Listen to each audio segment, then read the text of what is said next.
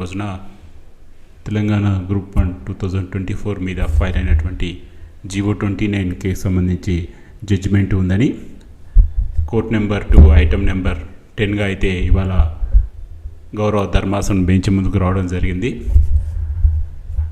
So ఓవరాల్గా ఇవాళతోటి తెలంగాణ హైకోర్టులో group 1 మీద ఫైల్ అయినటువంటి జీవో 29ని గౌరవ ధర్మాసనం కొట్టివేయడం జరిగింది. సో అది మొత్తం తెలుసుకునేందుకు ఈ వీడియోలో ప్రయత్నిద్దాం.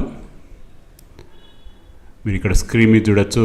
గ్రూప్ 1పై దాఖలైన అన్ని పిటిషన్లు కొట్టివేత.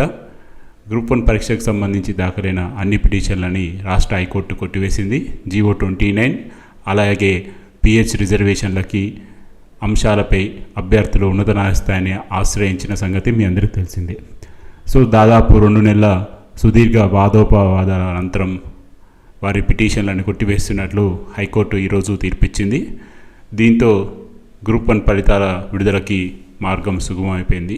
మీ అందరికీ తెలుసు, ఆల్రెడీ కీ కేసు అదేవిధంగా మల్టిపుల్ పాయింట్ కేసు, ఇవాళ రిజర్వేషన్ సంబంధించిన కేసు, జీవో 29కి సంబంధించిన కేసు, పిహెచ్కి సంబంధించిన కేసెస్, దాదాపు 5 కేసులు కూడా అన్నీ కూడా సింగిల్ బెంచ్ డివిజన్ బెంచ్లో కొట్టివేయడం అయితే జరిగింది. సో దీనివల్ల గ్రూప్ 1 మెయిన్స్ ఫలితాలకి దాదాపు మార్గం క్లియర్ అయిపోయిందని చెప్పేసి వీళ్ళు చెప్తున్నారు. సో మనం ఈవినింగ్ క్లియర్గా ఆర్డర్ కాపీ వచ్చిన తర్వాత గౌరవ ధర్మాసనం ఏ పాయింట్ మీద ఈ కేసుని కొట్టివేయడం జరిగిందో చూద్దాం. అంటే కొన్నిసార్లు డిలే అని చేయొచ్చు, కొన్నిసార్లు ప్రేయర్ కరెక్ట్ లేదని చెప్పొచ్చు, ఎన్నో కారణాలు ఉంటాయి. మీరందరూ గతంలో చూద్దాం మరి ఏ రీజన్ తోటి కేసు కొట్టేశారన్నది.